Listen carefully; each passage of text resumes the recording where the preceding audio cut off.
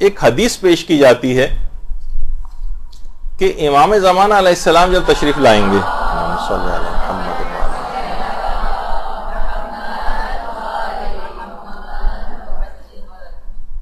تو وہ فقہا سے انتقام لیں گے. ایک حدیث ہے اور یہ سوشل میڈیا کے اوپر پوری پھیلائی جاتی ہے اور باقاعدہ کتابوں کے حوالوں کے ساتھ ہوتی ہے. اچھا وہ کتابوں کے حوالے کتابوں میں موجود ہے لیکن ابھی میں بتاتا ہوں کہ اس کی کیا ہے. مثلا وہ کہیں گے دیکھیے جناب الزام الناصب کے اندر موجود ہے علامہ علی حائری یزدی حائری کی جو کتاب ہے اور چہرہ درخشاں امام زمانہ کے نام سے اس کا فارسی ترجمہ بھی ہو چکا ہے اور شاید کہ میرا خیال ہے کہ اردو ترجمہ بھی ہو چکا ہے. تو اس کے اندر بھی یہ روایت موجود ہے کہ امام زمانہ فقہا سے انتقام لیں گے. پھر جو ہے دلائل الامامہ اس کے اندر بھی یہی حدیث موجود ہے. اس کا بھی حوالہ آپ کو ملے گا لکھا ہوا اس حدیث کے ذیل میں. یوم الخلاص جو کہ کامل سلیمان کی کتاب ہے اس کے اندر بھی یہی والی روایت جو ہے وہ لکھی ہوئی آپ کے سامنے پیش کی جائے گی کہ امام زمانہ جب آئیں گے تو فقہا سے انتقام لیں گے. اچھا اب دیکھیے یہ جو حدیث ہے نا اصل میں حضرت امیر المومنین علیہ الصلوۃ والسلام صلی اللہ علیہ محمد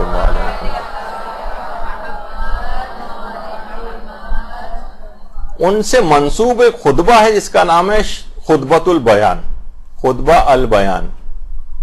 خطبۃ البیان امیر المومنین سے منسوب خطبہ ہے جو غالی حضرات بہت زیادہ ابھی میں آپ کو اس کے مندرجات آپ کو بتاتا ہوں کہ بہت زیادہ پیش کیا جاتا ہے. یہ دیکھیے امیر المومنین نے مثلا یہ جملے اس کے اندر ارشاد فرمائیں.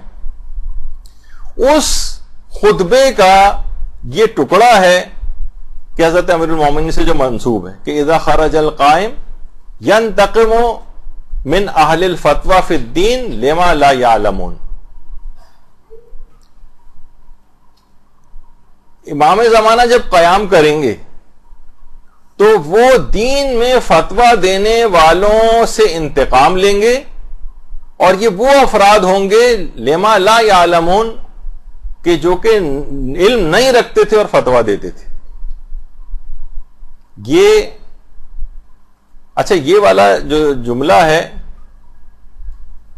یہ اس طور پر بھی پیش کیا جاتا ہے لیکن اصلاً یہ امیر المومنین کے کلمات ہیں یعنی ان سے منسوب کہ جو خطبہ البیان ہے اس کا ایک ٹکڑا ہے. اچھا پھر امام نے آگے بھی فرمایا کہ وائے ہو ان پر اور ان کے ماننے والوں پر کیا دین ناقص ہے جسے یہ لوگ کامل کرتے ہیں یا اس میں کوئی کجی ہے ناانصافی جسے یہ لوگ درست کریں گے. تو یہ خطبہ حضرت امیر المومنین سے منسوب ہے اور اس کے 3 ورژنز ہیں اس خطبے کے. دیکھیے ذرا آپ کو تھوڑا سا سمجھنا پڑے گا, یہ بہت زیادہ آپ کے گھروں کے اندر بھی یہ چیز آہستہ آہستہ آئے گی. بہت سی خواتین ذاکرات بھی اس خطبے کے مندرجات کو پڑھتی ہیں تو آج اس کے متعلق بھی یہ چیز آپ کی حل ہو جائے تو آپ کے لیے آئندہ سہولت ہو جائے گی. 3 ورژنز ہیں اس خطبے کے, یعنی 3 نسخے ہیں, 3 متون ہیں یا متن پائے جاتے ہیں. اچھا یہ 3 طریقوں سے نقل ہوا ہے. 2 کا تو مصدر پتہ ہی نہیں کہ یہ آیا کہاں سے, اور ایک جو ہے وہ اہل سنت کے عالم محمد ابن طلحہ شافعی یعنی سنی ماخذ ہے اس کا, جو کہ کسی بھی طور پر استناد کے قابل نہیں. یعنی 3 طرح سے یہ خطبہ نقل ہوا ہے, تینوں کی سند ثابت نہیں. اس خطبے کی سند ہی ثابت نہیں کیونکہ اس میں بعض ایسے عقائد کا بیان بھی ہے. کیونکہ عقائد کے اندر آپ کو پتا ہے کہ یعنی صحیح حدیث ہونی چاہیے, شیعہ راوی اس کو بیان کریں وہ عادل بھی ہوں تب ان کی بات عقائد کے اندر مانی جائے گی. اور اس کے اندر عقائد کے متعلق یعنی عقائد میں بہت سے بنیادی عقائد کو ڈھا دیا گیا اس خطبے کے اندر. اس کی ایک تو سند ثابت نہیں ہے, دوسرا ہے کہ اس خطبے کے جو راوی ہیں وہ عبداللہ ابن مسعود ایک صحابی ہیں, اور یہ خطبہ یعنی جو اس میں ملتا ہے روایات میں کہ خطبہ جو منسوب ہے امیر المومنین سے یہ 40 ہجری میں حضرت امیر کی شہادت سے کچھ دن پہلے ہی دیا گیا تھا. یعنی اس لحاظ سے کہا جا سکتا ہے کہ سب سے آخری خطبہ ہے یہ کہ جو امیر المومنین نے دیا ہے, جو جس کی نسبت امیر المومنین سے دی جاتی ہے 40 ہجری. جبکہ عبداللہ ابن مسعود 33 ہجری میں انتقال کر چکے تھے. تو انہوں نے 7 سال بعد انتقال کے بعد آ کر اس خطبے کو کیسے روایت کر لیا؟ سب سے پہلے تو یہاں سے اس کا بات ختم ہو جاتی عبداللہ ابن مسعود.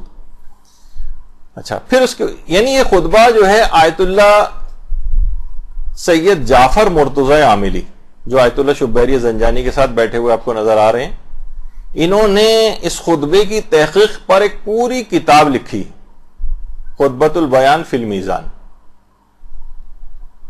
پوری کتاب لکھی ہے اور اس میں ہر طرح سے ثابت کیا ہے کہ یہ خطبہ بالکل ناقابل اعتبار ہے.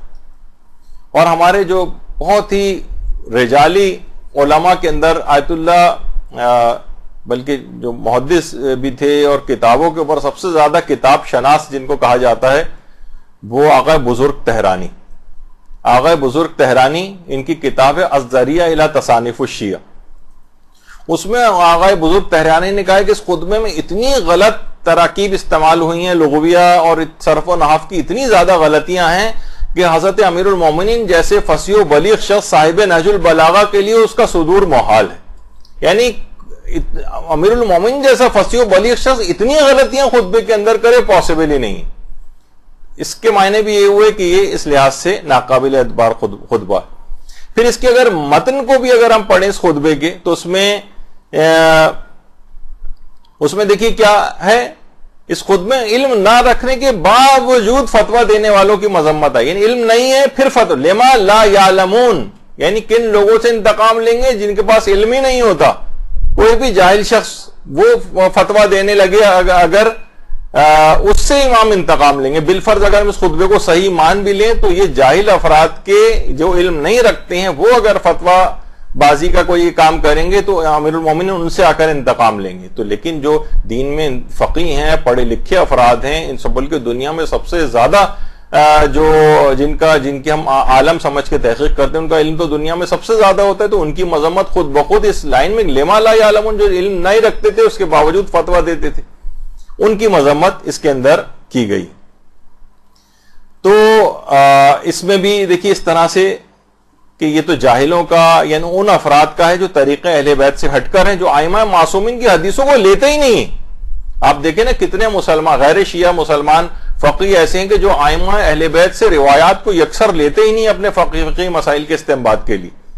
تو یقیناً اس طرح کے بہت سے خطبے اگر کسی جگہوں پہ الگ الگ ائمہ نے جو جہاں ہم آگے چل کے جب ہماری گفتگو آئیں گی تو اس میں آئے گا کہ جہاں پر ان افراد کی اور ان علماء کی مذمت کی ہے، اس سے زیادہ تر وہ غیر شیعہ فقیہ حضرات جو ہیں وہ مخاطب ہیں امام کے، جو کہ ائمہ کی احادیث سے ہٹ کر اپنے ذاتی جو نظریات ہیں اور قیاسات ہیں اس کے اوپر فتویٰ دیتے ہیں. ان کی مذمت کی گئی. اچھا کچھ علماء ایسے ہیں کہ جو بہرحال جو خطبۃ البیان کو کہتے ہیں بالفرض اگر اس کی سند صحیح ثابت بھی ہو جائے تو اس کے اندر جو باتیں کہی گئی ہیں نا اس کی ہم کچھ تعویل کریں گے.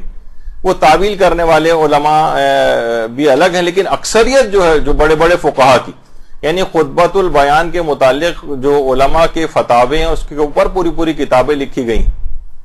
اور اگر آپ اس لحاظ سے دیکھیں کہ آیت اللہ سیستانی سے بھی خطبۃ البیان کے متعلق پوچھا گیا کہ اس کے متعلق آپ کی کیا رائے ہے، تو آیت اللہ سیستانی نے بھی اس سلسلے میں یہی بات بیان فرمائی کہ فالظاہر انہ لا اساس لہا، ظاہر یہ ہے کہ خطبہ البیان کی کوئی اساس اور بنیاد ہی نہیں. باقاعدہ آیت اللہ سیستانی نے اپنے فتویٰ کے اندر بھی یہ چیز بیان کی. آیت اللہ شیخ جواد تبریزی ان سے پوچھا گیا کہ آپ کا اس متعلق کیا رائے ہے، تو انہوں نے بھی یہی والی بات کہی کہ ہمارے نزدیک اس خطبے کی سند امیر المومنین سے یعنی ثابت نہیں ہے، یہ خطبہ ان کے نزدیک ثابت نہیں.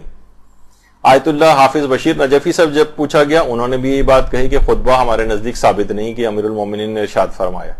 اسی طریقے سے آیت اللہ خوئی سے بھی جب پوچھا گیا کہ اس خطبے کی جو امیر المومنین سے منسوب ہے اس کے متعلق آپ کی رائے کیا ہے، تو آپ نے بھی فرمایا لا اساس لہا، اس کی کوئی اساس اور کوئی بنیاد نہیں. آیت اللہ خوئی کا بھی یہ جملہ ہے. آیت اللہ فاضل لنکرانی سے پوچھا گیا تو انہوں نے بھی یہی بات کہی کہ ہم نے کسی بھی معتبر کتب شیعہ کے اندر اس خطبے کو نہیں دیکھا ہے، اور اس کے مضامین بھی جو دین کے جو علوم ہیں اور جو باتیں اور حقائق ہیں ان سے بالکل مماثلت نہیں رکھتے ہیں، اور بہت سے کلمات تو ایسے ہیں جس میں توحیدی کو باطل جو ہے وہ کر دیا گیا ہے، اور یہ بہت امیر المومنین جیسے کمال عرفان اور معرفت رکھنے والے، جو پروردگار کی معرفت رکھنے والے سے بہت بعید ہے۔ ابھی میں چند مثالیں دوں گا کہ اس کے اندر کیا ہے جو عام طور پر پیش کی جاتی ہیں، تو اور کسی کو دیکھنا ہو تو فرماتے ہیں کہ توحید جو نہج البلاغہ کے اندر امیر المومنین نے بیان کی، اس سے تو بالکل ہی، یعنی اس میں اس خطبے میں تو ایک لحاظ سے اس توحید پر ہی ہاتھ صاف کر دیا گیا۔ اچھا ایسا کیوں ہوا اس خطبے کے اندر؟ پھر اس کے بعد آیت اللہ سعید الحکیم سے بھی یہ بات پوچھی گئی، انہوں نے بھی کہا کہ کسی معتبر طریقے سے خطبہ ثابت نہیں ہے کہ یہ امیر المومنین نے ارشاد فرمایا۔ علامہ مجلسی بھی کہتے تھے کہ یہ خطبہ اور اس طرح کے جو اور خطبات ہیں یہ غلات کی کتابوں کے اندر، یعنی غالیوں کی کتابوں وغیرہ کے اندر، یا اس طرح کے افراد کی جو کتابیں ان کے اندر جو ہے وہ پایا گیا ہے۔ اور آیت اللہ حسینی شاہرودی سے بھی جب پوچھا گیا تو انہوں نے کہا یہ جو خطبہ اس کی سند کے لحاظ سے معتبر نہیں، اور معتبر اسناد سے ہم تک یہ نہیں پہنچا، اور نہج البلاغہ اور دیگر معتبر کتب میں بھی یہ خطبہ وارد نہیں ہوا، متن کے لحاظ سے بھی اس میں اضطراب پایا جاتا ہے، اور ایسی تعبیرات، الفاظ اور مطالب جو ممکن ہی نہیں ہے کہ امام علیہ السلام سے صادر ہوا۔ اور آیت اللہ ناصر مکارم شیرازی بیان فرماتی ہیں یہ خطبہ مجعول ہے، جعل کیا گیا ہے، بنایا گیا ہے، لوگوں نے خود بنایا ہے بیٹھ کے اس کو۔ اچھا اس سے ملتا جلتا ایک اور بھی خطبہ ہے، یہ بھی آپ کو، یہ اکثر فیس بک وغیرہ کے اوپر اس کے مندرجات امیر المومنین کے فضائل کے لحاظ سے یہ بیان کی جاتے ہیں۔ خطبہ افتخاریہ یہ ذرا ہٹ کر ہے، لیکن اس کا بھی لب و لہجہ بہت حد تک خطبہ البیان سے ملتا ہے۔ اس کے اندر بھی بہت ساری باتیں دیکھیے اسی قسم کی ہیں، مثلا اگر آپ ضروری نہیں کہ خطبے کی ہر بات غلط ہو، لیکن کچھ باتیں اس کے اندر ایسی ہیں کہ اگر اگر انسان پڑھے، مثلا لکھا ہے کہ میں ہی صاحب حشر و نشر ہوں، اور میں ہی عابد ہوں، اور میں ہی معبود ہوں، یعنی امام امیر المومنین کہہ رہے ہیں میں ہی عابد ہوں، میں ہی معبود ہوں۔ تو اس طرح کے بہت سارے الفاظ ایسے ہیں کہ جس میں یہ چیزیں ان خطبات کے اندر جو ہے توحید کے اوپر کافی ہاتھ صاف کیا گیا ہے۔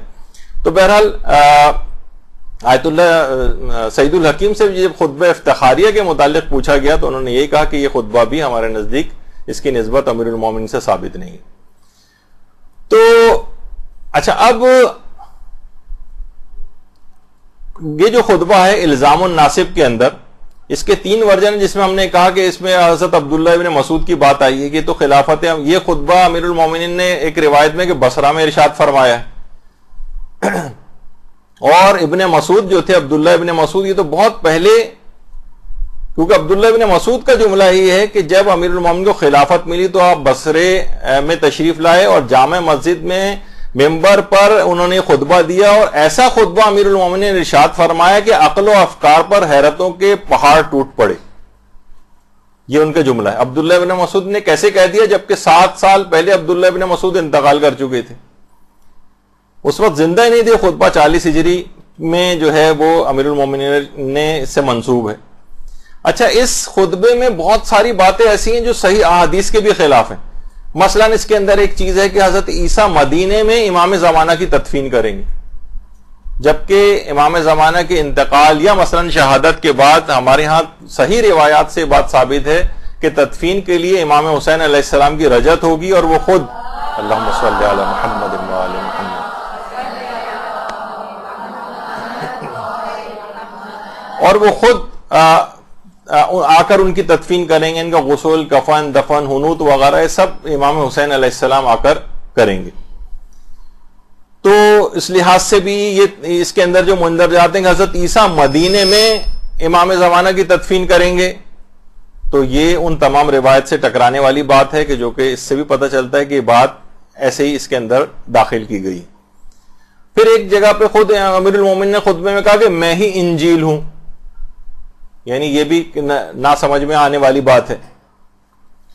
اور کچھ شخصیات ایسی ہیں جو الزام الناصب کے اندر باقاعدہ اس خطبے کے اندر ان شخصیات کا تذکرہ ہے، مثلا حضرت سلمان فارسی کا تذکرہ، جملہ ہے اس خطبے کا کہ پھر امیر المومنین سلمان فارسی کی طرف متوجہ ہوئے۔ اچھا اب خود سلمان فارسی کی وفات 34 ہجری میں ہو چکی، اور خود یعنی 6 سال پہلے اس خطبے سے. تو یہ کیسے ممکن ہے کہ 40 ہجری میں امیر المومنین نے خطبہ دیا, اس وقت سلمان فارسی بھی موجود تھے؟ اس کا مطلب ہے یہ بھی ایک جھوٹی بات اس کے اندر آ گئی. پھر اسی طریقے سے حضرت مقداد کے متعلق ہے کہ حضرت مقداد نے کھڑے ہو کر کہا کہ مولا میں قسم کھاتا ہوں. تو ان کی وفات بھی 33 ہجری میں. حضرت مقداد کی تمام مورخین متفق ہیں کہ مقداد 33 ہجری میں دنیا سے جا چکے تھے. تو یہ انہوں نے آ کر, اچھا قسم بھی کیا کھائی انہوں نے؟ مقداد نے کہا کہ امیر المومنین میں آپ کے سامنے ہیکل آسم کی قسم کھاتا ہوں. ہیکل سلیمانی, ہیکل سلیمانی یہودیوں کے ایک مقدس, یہودیوں کے مقدسات میں ہے. یعنی کیسے ممکن ہے کہ یہودیوں کے مقدسات والی چیز وہ مقداد جو ہیں وہ امیر المومنین کے سامنے یہودیوں کے مقدسات کی قسم کھائیں اور امیر المومنین خاموش رہیں؟ دیکھیے آپ نے ایک چیز سنی ہوگی, اب معلوم نہیں سنی ہے یا نہیں, تابوت سکینہ. اچھا تابوت سکینہ ایک سمجھے ایک لحاظ سے ایک باکس تھا, یعنی جو ایک عمومی تاریخ ہے اس کی کہ حضرت آدم کو وہ دیا گیا تھا, حضرت آدم سے چلتا ہوا وہ حضرت داؤد تک آیا تھا. حضرت داؤد کے پاس جب آیا تھا تو اس کے اندر عصائے موسیٰ وہ موجود تھا, اسی کے اندر توریت موجود تھی, اور کوہ سینا پر حضرت موسیٰ کو جو تختیاں دی گئی تھیں وہ بھی اس تابوت سکینہ کے اندر موجود تھیں, اور وہ برتن بھی موجود تھا جس سے من و سلوہ اترا کرتا تھا اس تابوت کے اندر. اچھا اس تابوت سکینہ کو یہودی قبلے کے طور پر بھی استعمال کرتے تھے, قبلے کے طور پر. اچھا اس تابوت سکینہ کی حفاظت کے لیے اس پر حضرت داؤد نے ایک مضبوط عمارت جو ہے وہ تعمیر کروائی, اور یہ عمارت اس کے بعد حضرت سلیمان کے دور میں مکمل ہوئی. اس عمارت کا نام ہیکل سلیمانی یا ہیکل سلیمان مشہور ہے. اچھا پھر تاریخ میں ہے کہ جو اس کی تابوت کے اوپر جو عمارت بنائی گئی تھی وہ ہیکل سلیمانی تھی. پھر اہل بابل نے جب حملہ کیا تھا, اہل بابل کی ایک تہذیب, چھوڑو بابل کا گھر والا وہ دماغ میں آ رہا ہوگا آپ کے, لیکن یہ وہ والا نہیں ہے. بابل کی جو ہے ایک تہذیب تھی اس زمانے میں. اہل بابل نے جب حملہ کیا تھا یہاں پر تو اس تابوت سکینہ کو یا اس کو اپنے ساتھ لے گئے تھے, یہ آسمان پر اٹھا لیا گیا تھا.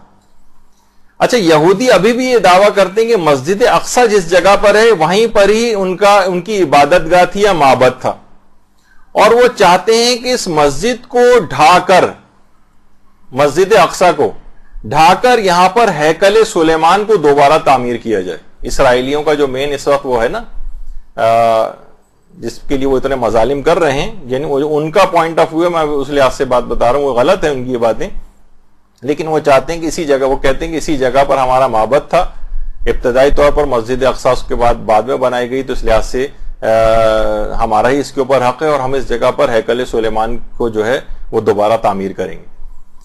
تو ہیکل سلیمان یہودیوں کے مقدسات تھے. یعنی یہ کیسے ممکن ہے کہ مقداد جو امیر المومنین کے سامنے ہیکل سلیمان کی قسم کھائیں اور امیر المومنین خاموش رہیں؟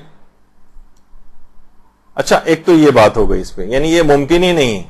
ابھی میں آگے چل کے اس میں ذکر کروں گا کہ آگے چل کے ذکر کرتے ہیں, اس کو چھوڑی.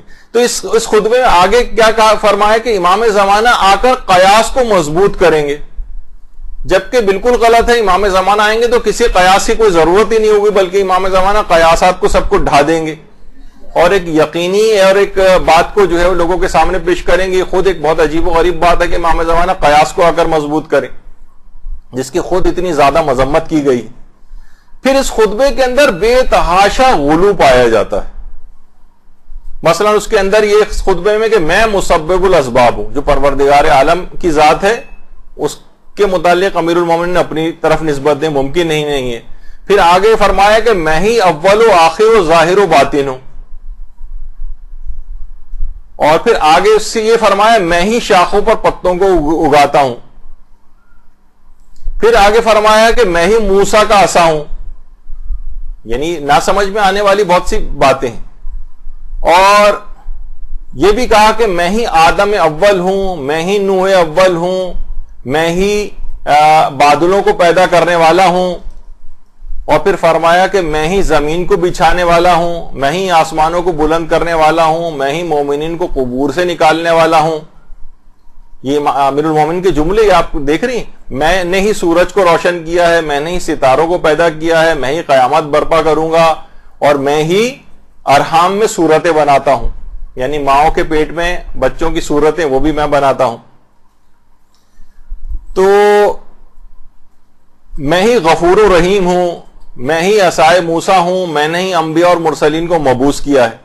یا بے تحاشا اس کے اوپر دیکھیں گے سوشل میڈیا کے اوپر خطبہ البیان کے بہت سارے مندرجات اور خطبہ افتخاریہ کے، وہ آپ کے سامنے ابھی جن کے متعلق آپ نے تمام علماء کے بیانات سنے کہ بالکل بے اساس خطبہ ہے، اور اس کے اندر جتنی باتیں اس طرح کی ہیں، اور بہت سی اس طرح کی بھی چیزیں ہیں کہ میں ہی یہ بھی دیکھیں سوشل میڈیا کی ایک پوسٹ ہے، میں ہی سجدوں کا در ہوں، یعنی میری در پہ ہی جو لوگ آ کر سجدہ کریں. اور بہت سے جملے ایسے ہیں کہ عربی کے ساتھ ساتھ فارسی بھی مکس ہو گئی ہے. کیا نا کیوان الامکان، میں ہی عالم ممکنات کا ذہول ہوں، یعنی اس میں فارسی بھی آ گئی ہے. اسی طریقے سے مثلا علماء فرماتے ہیں اس خطبے میں 20 عربی قواعد کی غلطیاں، 20. اچھا، اس میں 3 خطبے ہیں، پہلا خطبہ البیان، دوسرا خطبہ البیان، تیسرا خطبہ البیان. ایک ہی خطبہ ہے لیکن 3 الگ الگ طریقوں سے. یقیناً خطبہ ایک ہی دیا گیا ہے لیکن تینوں خطبوں کے الفاظ ایک دوسرے سے کافی حد تک الگ الگ بھی ہیں. اس کا مطلب ہے کہ کوئی سا ایک خطبہ صحیح ہے تو 2 خطبے غلط ہیں، تو تینوں میں کون سا والا صحیح ہے یہ آپ پھر بیان، تو اس کا مطلب ہے تینوں ہی اس لحاظ سے مشکوک بھی ہو جاتے ہیں متن کے اعتبار سے بھی. اچھا، پھر یہ خطبہ دیا کیا کہاں گیا؟ کہیں یہ کہ خطبہ بصرہ میں دیا گیا، کہیں پر ہے کہ کوفے کے منبر پہ آپ نے ارشاد فرمایا، یعنی یہ اس کے اندر بھی اتنی زیادہ شکوک و شبہات. تو اب علماء یہ فرماتے ہیں کہ یہ لگتا یہ کہ خطبہ بالفرض اگر دیا بھی گیا تھا نا تو یہ غالیوں کے حد چڑھ گیا، اور غالیوں نے اس کے اندر غالیانہ عقائد داخل کر دی. یہ پہلے بہت ہوتا تھا کہ لوگ امیر المومنین کے نام، آج بھی ہے، آپ نے دیکھا کہ سب سے زیادہ خود ہمارے برادران اہل سنت بھی کہتے ہیں، باقاعدہ ٹی وی کے اوپر انہوں نے آ کے کہا کہ ہر کوئی بھی بات بہت آسانی کے ساتھ حضرت علی علیہ السلام سے منسوب کر دی جاتی. آپ دیکھیں سوشل میڈیا اور واٹس ایپ اور فلاں اور میسیجز، کوئی بھی کسی کوئی فلسفی کا بھی قول ہے، نیچے حضرت علی نے فرمایا لکھا ہوتا ہے مثلا، یا اوپر لکھا ہوتا ہے اس کے. تو یعنی بہت آسانی کے ساتھ کہ لوگ بڑے آرام سے امیر المومنین کی بات، ان کا نام دیکھ کر اس چیز کو ایکسپٹ کر لیں گے. تو جھوٹ بہت زیادہ ان سے منسوب کیا گیا، اور یہ پہلے بھی ہوتا تھا. تو یہ خطبہ غلات کے ہاتھوں جو ہے وہ لگ گیا. بلکہ علماء نے کہا نہ صرف غلات نے اپنی چیزیں اس میں شامل کی، بلکہ باطنیہ جو فرقہ اور صوفیہ ہے انہوں نے، اور یہود و نصارہ سے بھی تحریف شدہ ہے کہ وہ مثلا کہہ رہے ہیں ہیکل سلیمانی کی قسم، اور میں ہی عصائے موسیٰ ہوں، اور میں ہی انجیل ہوں. یعنی یہودی، عیسائی، غالیوں اور صوفیہ سب نے اپنی اپنی چیزیں اس کے اندر بھر دی. تو اس لحاظ سے یہ آپ نے دیکھا کہ یہ جو ایک خطبہ ہے یہ سند اور متن دونوں کے اعتبار سے خطبہ بالکل بے اعتبار ہے. اس طرح کی بہت سی پوسٹیں بھی آپ کے پاس ہیں. اسی خطبے میں سے وہ والی لائن نکالی جاتی کہ امیر المومنین ان فتویٰ دین میں فتویٰ دینے والوں سے انتقام لیں گے کہ جنہوں نے علم کے بغیر فتویٰ دیا. تو اگر لفظ بھی اس میں الفاظ بھی اگر پڑھ لیں تو اس کے اندر بھی واضح طور پر یہ ہے کہ جو علم نہیں رکھتے وہ ان سے امیر المومنین انتقام لیں گے، نہ کہ علم رکھنے والوں سے. اور دوسرا سند اور متن کے اعتبار سے بھی آپ نے دیکھا کہ ہر لحاظ سے یہ خطبہ جعلی طور پر، تو اس کے اندر علماء اور فقہا کے خلاف بھی چیزیں ڈال دی گئی ہیں تاکہ لوگ اپنے علماء اور فقہا سے بھی جو ہے وہ بدظن ہو جائیں. تو یہ اس لحاظ سے خطبہ البیان کی بات یا خطبہ افتخاریہ وغیرہ کی. اچھا، کچھ چیزیں اس میں اچھی بھی ہیں. تو بہت سے علماء کا یہ بھی نظریہ کہ ظاہر ہے بہت سی چیزیں مثلا اچھی بیان ہوئی ہیں تو اچھی والی چیزوں کو آپ تو پہلے سے ثابت شدہ ہے، لیکن جہاں یہ چیز آ گئی جس نے پورا خلط ملط ہو گئی ہیں اس کے اندر آ کر، تو ان جو عقائد اسلامی سے ٹکرانے والی چیزیں ہیں ان سب کو آپ چھوڑ دیں گے، اور بہتر ہے کہ اس پورے خطبے ہی کو ناقابل اعتبار سمجھیں گے.